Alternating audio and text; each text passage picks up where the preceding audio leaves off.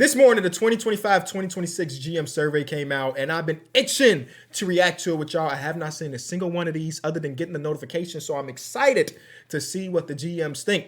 GM survey is one of my favorite offseason things. Shout out to Josh Schumann, who's been doing it since 2002, because it gives you a snapshot of what the GMs think about players before the season starts. I like to flip through them. How is 2007 different than 2008? Who blossomed, who failed? It showcases that GMs, even though we all know this, are human as well, where they can predict the best player in an NBA draft 5 years from now, and that player can be completely out of the league. The biggest offseason acquisition going into the season may not pan out to be the actual biggest offseason acquisition. Who is the best point guard in the league, and how will that change next season? There's so many different things that I love about this, but enough yapping. Let's get into it. So yeah, you can go all the way back to 2002, which is crazy. Again, shout out to John Schumann. Let's start off with the predictions aspect of it all. What team will win the 2026 NBA Finals? 80% says the OKC Thunder. Last year, 83% said the Boston Celtics, who of course didn't make it out of the second round. So it's always interesting. Usually the reigning champion is the favorite going into it, and 80% of people in the GM survey agreed to that. Let me read real quick up here. Okay, so this is very important to me. Percentages are based on the pool of respondents. Oh my God. Respondents to the particular question, not necessarily all 30 GMs. So I find it a cop out. There are questions that GM's like, no, I'm not going to answer. Answer the damn questions. It's all anonymous anyway. So 80% says OKC, 7% to Cleveland, 7% to Denver. The Rockets also got a vote, and the Knicks also got at least a vote. All right. Here are the Eastern Conference rankings according to the GMs. They got Cleveland number 1 at 63%, then New York, then Orlando. I'm always curious to see who's going to be that third team. Orlando's, I won't say the consensus, but a lot of people do believe in Orlando. You do got people believing in Milwaukee. You got people believing in Detroit as that 3 seed. But interesting. Boston got a bit of the 4 seed vote. Philly, people still believe in Philly. I appreciate that. So last year, the order that they picked was Celtics, New York, Philadelphia, Cleveland, Milwaukee, Orlando, Indiana. Obviously, all of that was wrong. Cleveland ended up number 1. Celtics ended up number 2. New York ended up number 3. Philadelphia didn't even make the goddamn thing. And then, of course, Orlando was a play-in team that ended up 8 seed or 7 seed. And then Indiana was Indiana and did their thing. The Western Conference, almost 90% of the vote goes to OKC being a 1 seed. The team won 68 games last year, if I'm not mistaken, and everybody's back, and they might be healthy completely this year. So it don't surprise me that they will be the 1 seed. They do have the belief in the Denver Nuggets. Houston got some votes. Who was the most surprised team to get votes? Yeah, it's surprising to see Dallas and San Antonio get votes. Because remember, this is not them saying that they're going to be the 8 seed. There's at least a GM across basketball that believe that the San Antonio Spurs are going to be the 4 seed, or that the Dallas Mavericks are going to be the 4 seed. That's really fun stuff. All these other guys make sense, right? I could see Minnesota being a 4 seed or even higher. I could see Golden State being a 4 seed, Clippers being a 4 seed, even the Lakers being a 4 seed. It is interesting that there are a couple GMs. It's like, no, San Antonio going to go from missing the postseason completely to boom, they're a 4 seed. Dallas going to go from missing the postseason completely to boom, they're a 4 seed. Let's get to the player stuff. Who will win the MVP? 67% says Jokic. Last year, they were right, 40%, which is not a majority, but is the highest percentage, says Shea, and it ended up being Shea. This time around, they almost going 70% back to Jokic. Jokic have one, I'm not saying down year, they're just historically consistent, but year as in not winning the MVP, and 70% of the GMs like, no, it's going to be him. Luka got 10%, Shea only 8%. Coming off an MVP, an actual MVP, only 8% of GMs think that he can repeat. Wemby got 7%. Giannis got a vote, Ant got a vote, Donovan Mitchell got a vote. Interesting. I think this crop of guys makes sense. I think it's going to be really hard for Donovan Mitchell to win MVP. Because last year, his team was the 1 seed. They were the best offense in the league. They were a top, 8 defense. They won 60-plus games, and he wasn't really in the conversation, even though he had a really phenomenal year, taking a step back when it comes to his overall shot creating and stuff. So I think in order for him to get it, I don't know, the team got to win 75 games or something. I don't know. If you were starting a franchise today and you can sign any player in the NBA, who would it be? 83% of people are saying Victor Wembanyama, which is up from last year where he had 77%. Jokic still get at least a vote, and then Shea got 13% of the vote. But the idea of Wemby is so alluring to everybody, so I ain't mad at it. Which player forces opposing coaches to make the most adjustments? It is Jokic. Giannis is at 17%. Dang, Steph Curry's at 13%. Luka's down to 10%, and Shea is only at 3%. I was gonna say that tells you a lot about the perception of Shea amongst GMs, but also last year the GMs predicted that Shea was gonna win the MVP. So it's not like no anti-Shea bias, but 3% feels pretty low. That means one GM said he was the guy. I understand Jokic's getting a bunch. Luka got 33% of the vote last year, and that was the most. And Luka falls all the way to 10%. I think Luka's going next year. We do this exact same video. He's going to be higher than 10%. I can almost guarantee it. Which player is the most likely to have a breakout year? This is one of my favorite questions. Thompson twins account for 40% of the votes. 30% for Amin, 10% for Massar. Brandon Miller. All right, I'm invested in some B Mills. I talked about him on my podcast a few days ago. Wembanyama having another breakout, so that means they think that he's going to be like top 5. Franz Wagner, I like that vote. Denny, Stephon Castle, Jalen Green gets a vote. Dogs be barking and stuff. Jalen Johnson, I agree with that. I think he was in the middle of his breakout before his injury last season. Tyrese Maxey, another breakout, okay. Alex Sarr, Alperen Sengun. Listen, I just did a little piece on Alperen Sengun on my podcast released tomorrow. If I had one vote for breakout player, I might give it Alperen Sengun. Kenny, he already broke out. Yup. Guess what? I think he's going to do it again. I think he's going to hit a whole nother level. So that would probably be my vote. Zion got a vote. Damn, Z. Last year, they predicted Jalen Williams, and Jalen Williams is all NBA. So they know a little something. They know a little something, obviously. Best point guard in the league, Shea at 73% of the vote. Luka got 37%. But this is what I don't like. All right, this is my, okay. Dave, I don't want to, oh, no, John. This is John Schubman, right? That's who's doing this. I forgot that fast. I don't want to tell you how to do your job because you've been so dang on good at it. But for these questions, when we talk about best point guard, shooting guard, small forward in the league, can we position lock? Because there's no way that Luka should get votes here in point guards, here in shooting guards, and win for small forwards. What? There's no way he should get votes in 3 positions. I can't. So can we position like that's my only little great. That's my only little great. It is also funny to see like 40% of GMs is like, yeah, Luka Doncic is a small forward all of a sudden. Because he got traded. He plays for a new team. He's got to be a small forward. LeBron might be the point guard. Also, Reeves might be the shooting guard, so he's got to be a small forward. It is so very funny that's the case. But let me take them one at a time. Shea's at 1. Luka's at 2 for point guard. Steph Curry at 3. Halliburton at 4. And then that's it. Halliburton got 1 singular vote. Shout out to my boy Hallie. Get well soon. Shooting guards, Anthony Edwards. Yeah, 70% of the vote. Makes sense to me. Donovan Mitchell, 13%. Luka, again, 7%. Shea at 7%. Steph Curry been in the league for 15 years, and y'all still saying shooting guard for him? So who's the point guard? Who is the point guard of the Golden State Warriors if his name is not Steph Curry? He been in the league for too damn long for this to still happen. Ant-Man went from 33% to 70%. Talk about a big old jump. Luka's the best small forward in the league, according to GMs. Only in front of Jason Tatum, Kevin Durant, LeBron James. This is probably the lowest I've seen LeBron James get because he doesn't have a vote anywhere else. Not at point guards, not at shooting guards, not at power forwards. Really only 7%. Wow. Yeah, I mean, he's 41, right? I guess it's not that crazy, but it's still LeBron James. So in the back of my mind, it's still kind of crazy. Kawhi Leonard even got 7% of the vote. Jaylen Brown got a vote. Jimmy Butler got a vote. J-Dub got a vote. Tatum had 74%. Again, Luka this year is still crazy. Giannis almost unanimously is the best power forward in the league, which is higher than last year. Evan Mobley does get a vote or two, which we respect. Shout out to my boy E-Mob.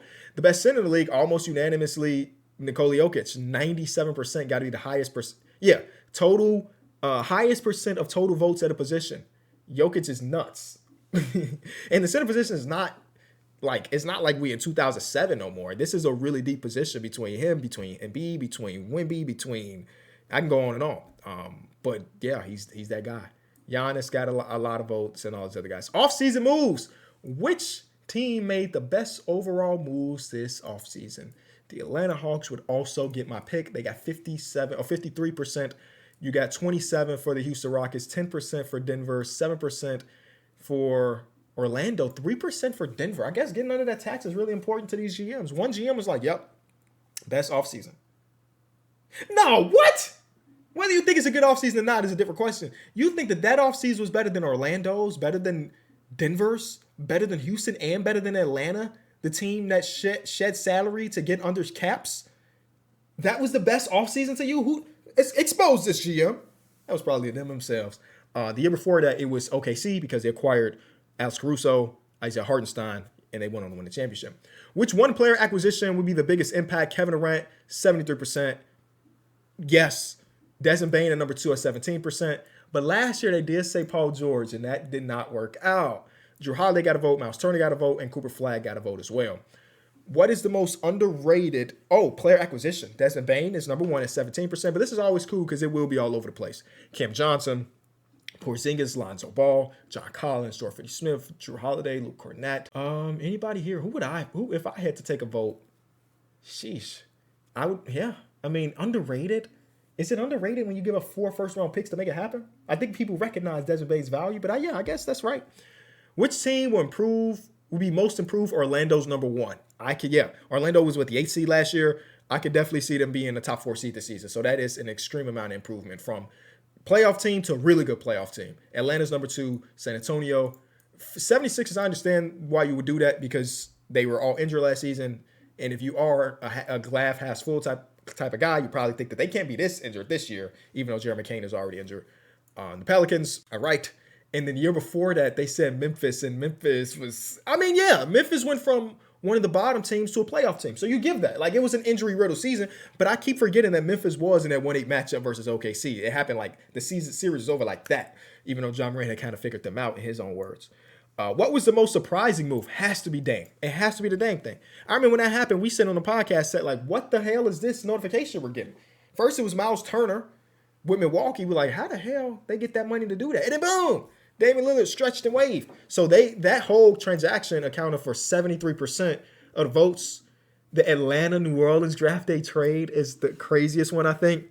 And then Celtics breaking up their core is not surprising if you were really locked in. We talked about that for like 2 years before it happened. Look at me telling, there's at least 2 GMs or 1 GM in the league I just told he's not locked in enough. Let me slow down. But that's not crazy, right? Like, we went into it knowing that this was the last dance. Even if they did win a championship, there was no way everybody was going to be back. DeAndre Ayton signed with the Lakers. I think him signing with the Lakers not surprising. Him getting waived and stretched was the surprising part to me. Michael Porter Jr. to Brooklyn. Dennis Schroeder.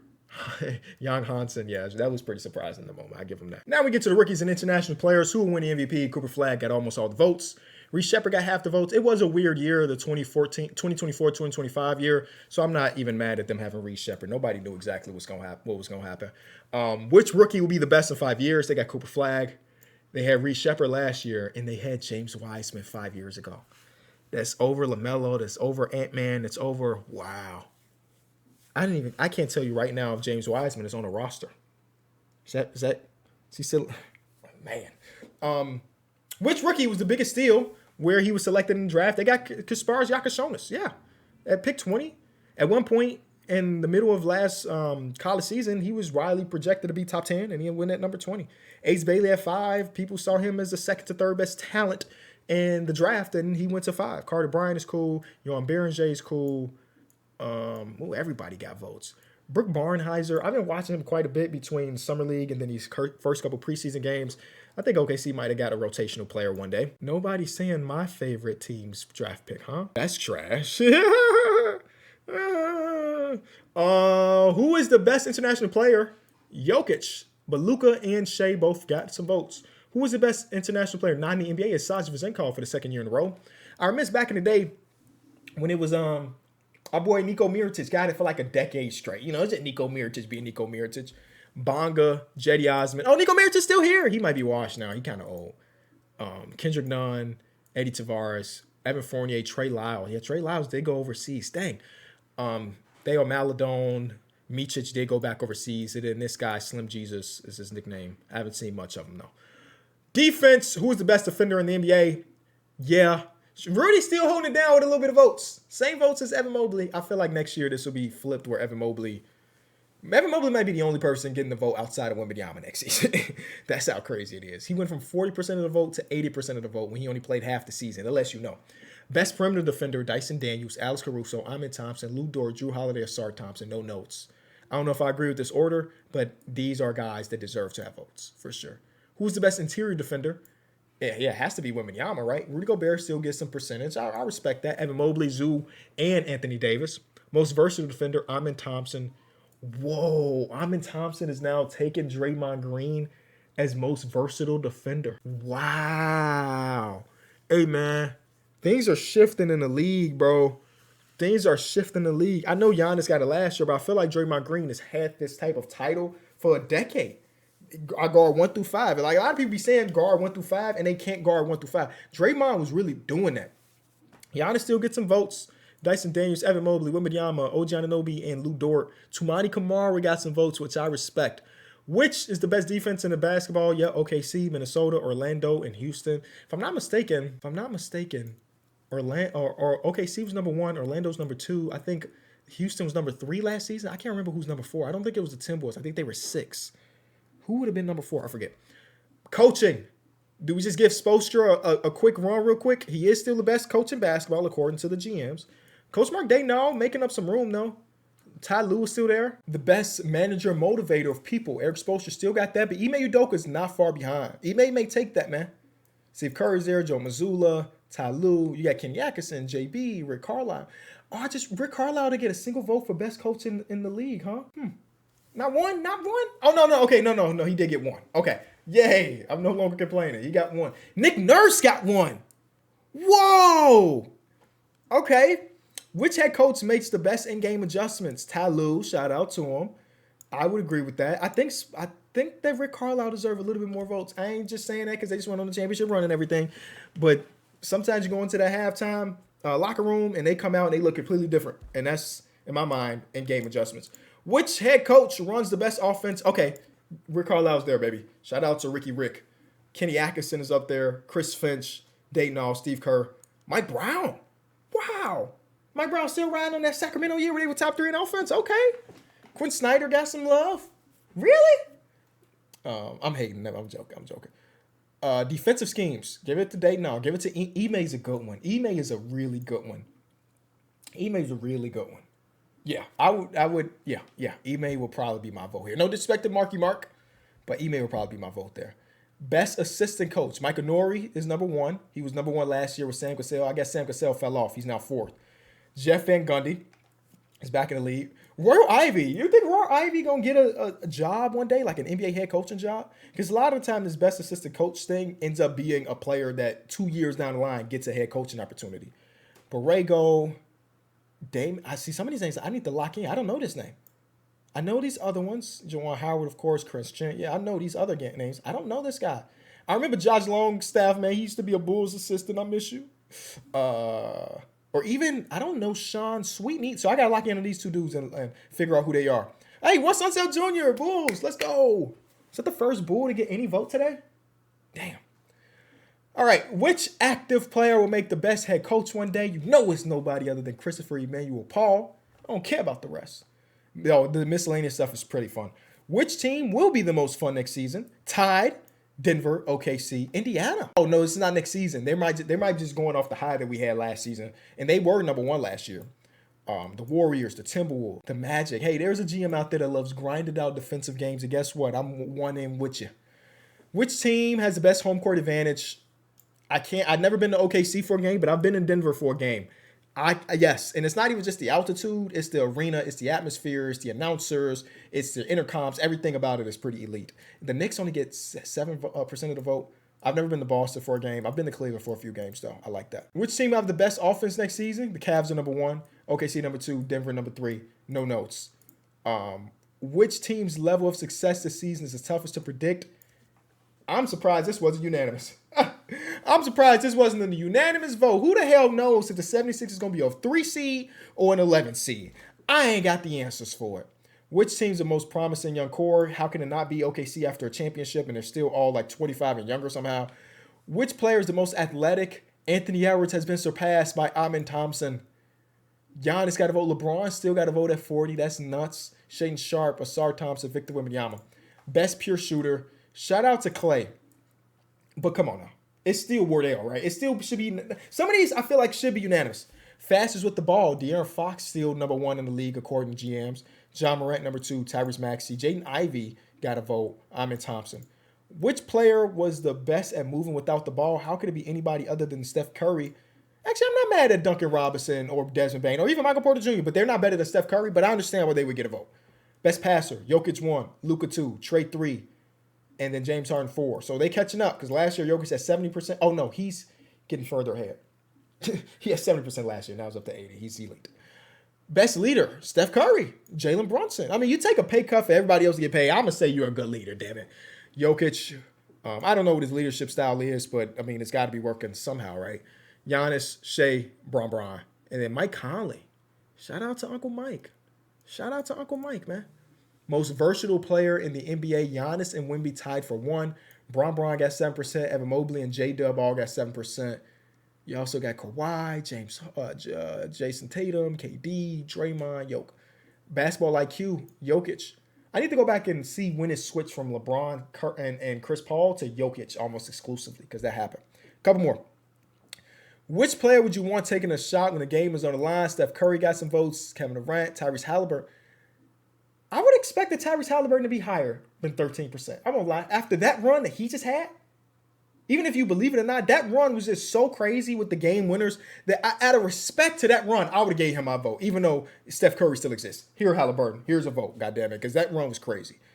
Luka, and then Shea, Jalen Brunson, and Jokic get 1. Last one. Which rule regarding play, schedule, draft lottery format needs to be changed? Roster construction at number 1. And it was number 1 last year. Apron rules are too harsh. Add a cap discount. I would agree with this one. Add a cap discount for your own drafted players. It does feel weird that you could be penalized for being the best drafted team. That doesn't make sense to me. Especially if you're not a team that's drafted number 1 every year. If I find the best player in the draft at pick 16, I shouldn't be pigeonholed to his extension or other players' extension because I outsmarted the other 15 GMs in front of me. Allowing trading partial salaries, make all minimum contracts the same, etc. They want to change the schedule back to 1 day. Okay. The game flow, format. Ooh, seed 1 through 16, top seed choose the opponent.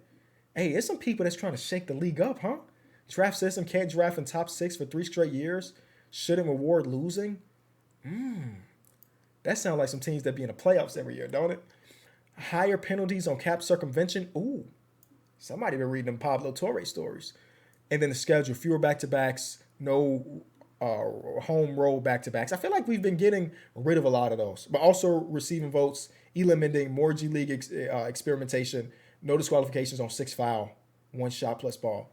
Who got the hacking ass play on their team that you in the GM survey saying I don't want people to foul out? Is that you? Who?